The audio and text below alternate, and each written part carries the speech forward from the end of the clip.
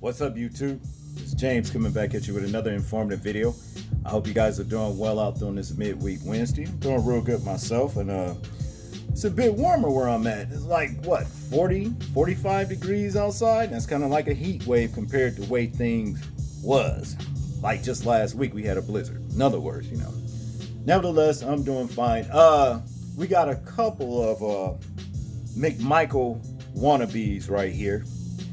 Brandon Case, the younger son right here, it's a father and son team, to the left, and this is Gregory Case to the right. And of course, they are racist, you understand, and what they tried to do was downright wrong, diabolical, and evil, wicked, and every damn thing else to come along with just wrong, okay? But they were caught and they were unsuccessful at achieving their objective. Let's get into this story. Black FedEx driver says white man chased, shot at him during deliveries. Okay? Yeah, those two PS subs that we were just looking at did that to this young brother right here while he was working. You understand? Doing his job. Okay?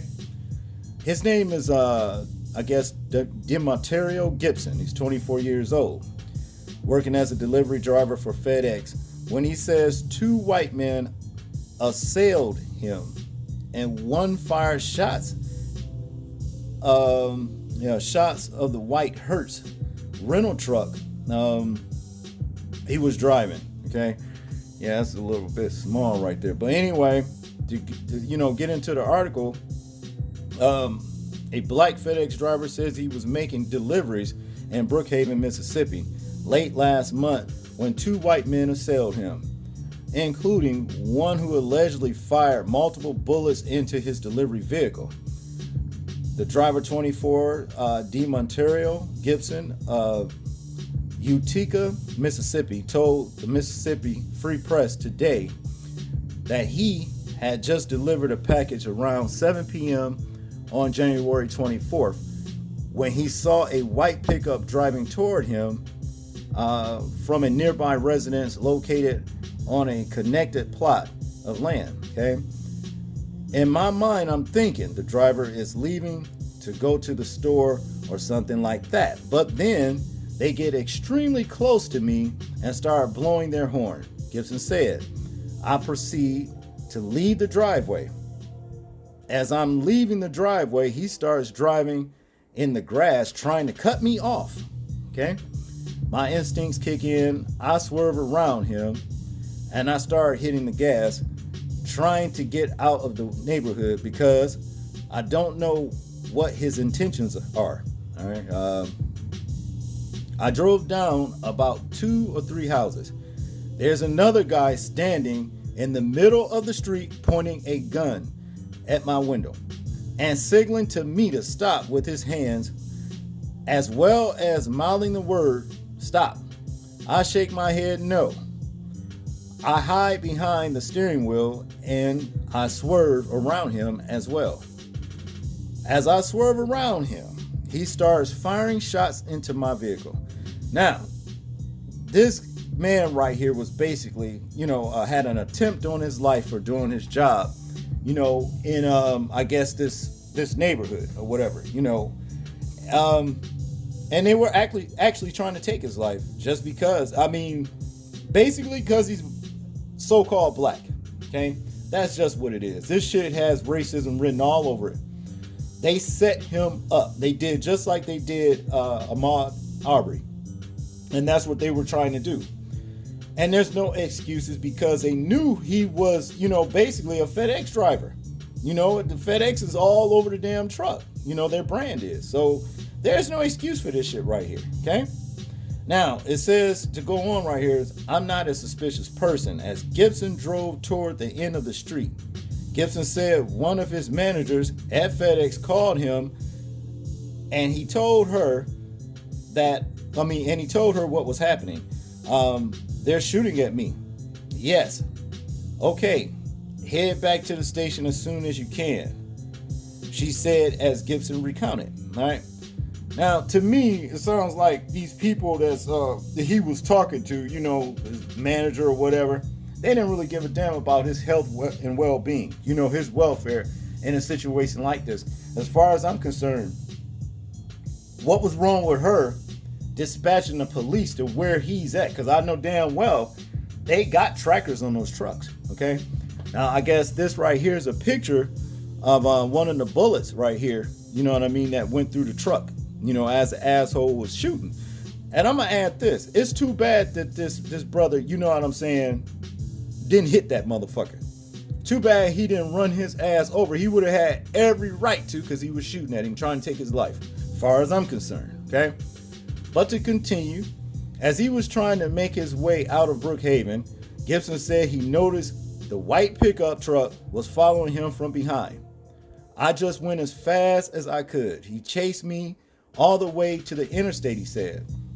Once he was about 10 or 15 minutes down the interstate and the white pickup was no longer following him, Gibson said he called another manager and told him what had happened. The manager told him they would file a police report the next morning. Do you hear what I'm saying? They had no concern about this man's health and well-being at all. This is something serious right here. This is something that they were supposed to get on right away. He's an employee doing his job for FedEx.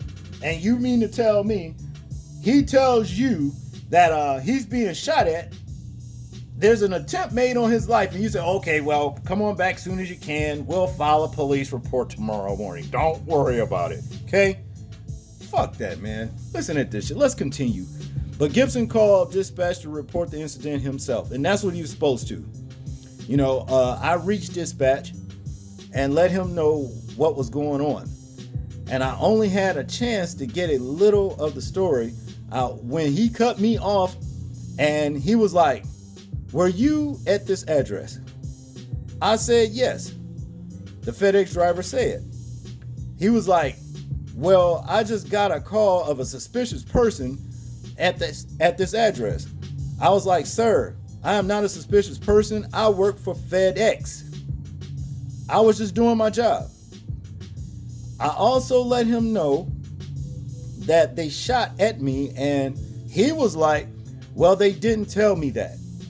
Of course, they wouldn't. He told me to save the rest of my story, and he'd take my name down and give it to my supervisor, okay? All right, once he arrived back at the FedEx station, Gibson said the first manager he had spoken to immediately after the gunfire examined the back of the truck. There were bullet holes all in the back of the van, inside packages and everything like that. He said, through his attorney, Carlos Moore, of the Cochran firm, Gibson shared photos showing bullet holes in the truck, in packages, and a bullet lying on the vehicle's bed, the floor bed. See, and then everything's right here to back up what this young man is saying, okay? To continue, the truck he was driving at the time of the incident was a Hertz rental with Hertz markings on the side. Not an official FedEx truck, Gibson said, but he was wearing his FedEx uniform. Okay, all right. See, now they spinning this, okay? If he was driving, see, I already see the defense for them motherfuckers right now. I see the defense for the racists. I'm serious. Because if he was driving a Hertz rental truck and he wasn't in a FedEx truck, they gonna say, well, we thought it was somebody trying to break in our property and they already had a moving truck, and this is why we did this, okay? Charges gonna be dismissed on this. And it's FedEx cheap ass fault for not putting their logo and having this man in the proper fucking vehicle. You know what I'm saying? That's just what it is, okay? Even though he had a FedEx uniform on, okay? It's hard to see that from inside of the, from outside of the vehicle.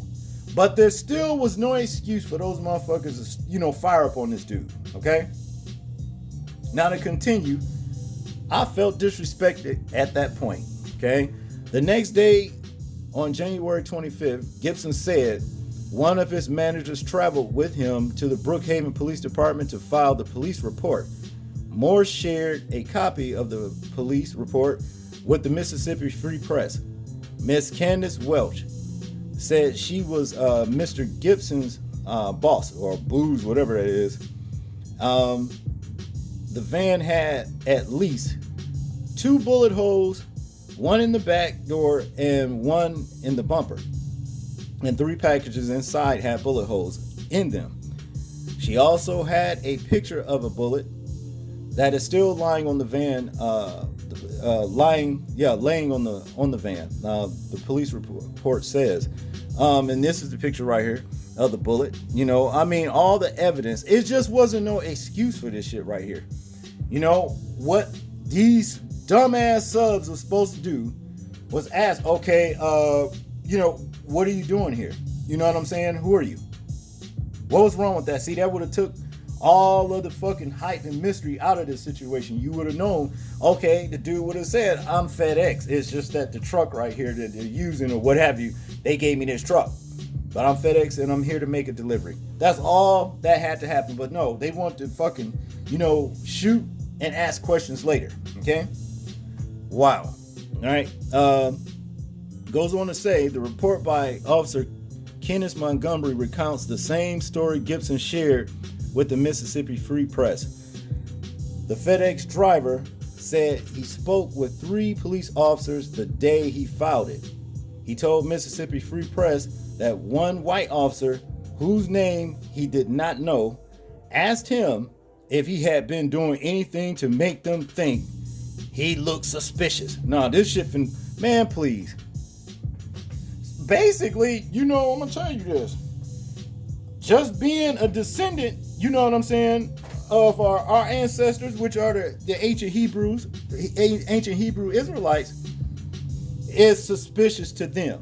Okay, that's basically what it boils down to. But look, let's just say a white man with a gun is suspicious, and we just start, taking that as a threat and start capping at their ass. They wouldn't like that. They wouldn't like that because, it's too many of these kind of stories. But I digress. I felt disrespected at that point because even if I did, they still can't take the law into their own hand, Gibson said. So I told him all I did was my job. If they think that I was suspicious, that was on them. He was like, okay, I was just asking, okay? The Brookhaven Police Department did not respond today to a request for comment. Gibson said the police chief tried to emphasize how unracist the town is. Y'all hear that shit? See, already coming up with a defense. You see what I mean? Yeah, any so-called white, you know what I mean? How could I say? Pretty much predominated by white people, you know what I'm saying, as far as their count is. In that place, I can guarantee you it's racist. It's got a racist history. Okay, and that's just what it is, okay? To continue, the town of Brookhaven was which seemed odd to me. The Brookhaven chief of police, Kenny Collins, is black. Brookhaven has a history of lynching. In 1955, civil rights activist Lamar Smith died after someone shot at him on the lawn of the Lincoln County Courthouse in Brookhaven. Local police never charged any suspect with the crime. And he's going to get up and talk about this town is not racist. Yes, racist. It's racist. It's got a racist history. And for these 2 subs right here, they racist too. Gibson said the 3rd officer drove him back to the scene of the alleged shooting to look for bullet holes and invited the FedEx driver to get out of the car and help look for bullet casings. But they did not find any. He said the police told him the name of the driver of the white pickup truck was Gregory Case, which is this loser right here. and that the man in the road was his son, Brandon Casey, right over here on the left. Dan Haggerty looking bastard. And to continue, the case turned themselves in. The cases turned themselves in at the police station on February 1st. Police charged Gregory Case, charged with conspiracy, and Brandon Case with aggravated assault. The men posted bail on $75,000 and $150,000 bond, respectively. The next day, the Lincoln County Jail told the Mississippi Free Press. Okay, there's just no excuse in this shit right here, man. And they should get time for this shit. A whole lot of it too. Okay, for attempted murder. So all you had to do is ask, okay, what are you here for? You know what I'm saying? Come on. There's no excuse for it other than racism, and they tried to kill this young man. Now they continue. Gibson said FedEx initially put him back on the same route after the shooting, but he resisted returning to work in Brookhaven. I'm actually on unpaid time off because I told them I was uncomfortable and I was very anxious about being on that route. And they said they were going to do what they could about the changing the route for me. He said, I wouldn't go back either. And I told you these at FedEx, they don't give a shit about this young man right here. They don't. You want to put him back out there, right? It goes on to say here, Moore told the Mississippi Free Press that he plans to ask the FBI and the Mississippi Bureau of Investigations to open an official investigation. He also plans to ask the U.S. Department of Justice to prosecute this as a hate crime, he said. They can't take the law into their own hands. Gibson told the Mississippi Free Press, we're really just tired of stuff like this happening, always looking suspicious to a certain type of so-called people. And I added that, so-called people, so-called people. And of course, you guys know this is Ahmaud Arbery, that was murdered by two other so-called people, you understand? Who's trying to get out of, now they got life, the McMichaels did. Gregory and Travis McMichael, two low-life subs who stalked this young man and murdered him. But now they're trying to get out of a hate crime, situation right here. They trying to get out of it being, basically tried for a hate crime. That's the next step that they're in now, But yeah, it was a hate crime, okay, as far as I'm concerned, just like this one was, okay? In conclusion right here, it says, Moore compared the incident to the shooting death of Ahmaud Arbery, a black man who was jogging when three white men, including a father and son, pursued and killed him in Glenn County, Georgia, in 2020. It's just sad that it happens. It seems to be a copycat duo, copy off the Ahmaud Arbery case. They saw this man was a black man, and they just hauled off and shot at him multiple times. At least the younger son did. Multiple times, and at least the younger son did. Okay. Yeah, they got into, he actually tried to go around the son, Travis. He tried to go around the son. And that fucker came up in with a shotgun, man. And of course, this man had to defend himself, and then Travis McMichael shot him. Murdered him right there. He had no right to do it. Now, they on death row, you know what I'm saying? They just didn't get it on this side, but yeah, they gonna get fucking, they gonna get it. Just say that. Let me finish this. The older guy tried to entrap him. They were working concertedly, all right, to try to entrap and kill this man. I mean, they shot at him several times. It's amazing that he survived, okay? Yeah, man, this is, we gotta start, man, looking at these people right here as a threat, to our existence. You just gotta look at it like that, that's what they are. You know what I mean? That's exactly what they are, They want to just murder you, lynch you, whatever you want to call it. And they don't have a right to do these things. I'm going to tell you why they do it. They do it because they know who you are. Okay? Y'all heard about Jacob and Esau. Y'all know that Esau is the end of the world. And Jacob is the beginning of the next. Who do you think Jacob is? See, they know this. They knew it since day one. They knew it. They know who we are. That's what this hate is all about. That's what it's all about. See? But that's what it is. Y'all tell me what y'all think about this particular story. I'm interested in hearing your thoughts, views, and opinions on it. Like, comment, share, and subscribe. People, please remember to live your life as though we are being watched. Simply because we are. This is James, and I'm out. Peace.